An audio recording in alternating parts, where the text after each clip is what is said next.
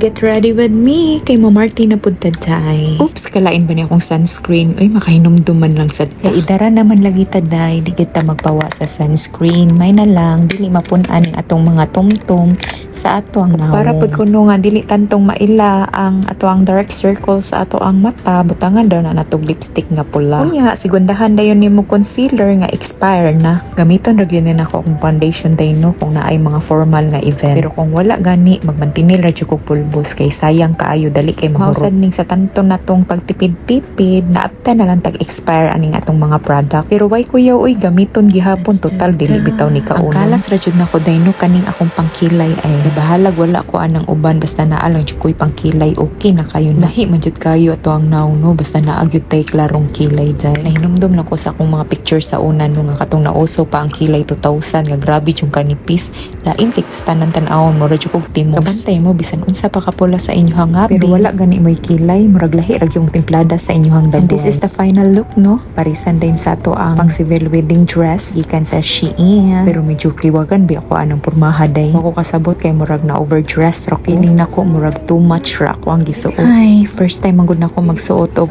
dress nga mubo, nya sleeveless pag yun. Mawa gyud atong pagkapukpukin og suot dai naa ka sa Japan. Kay diri baya mga conservative kayong mga tao. Sige dai, maura to. Adios.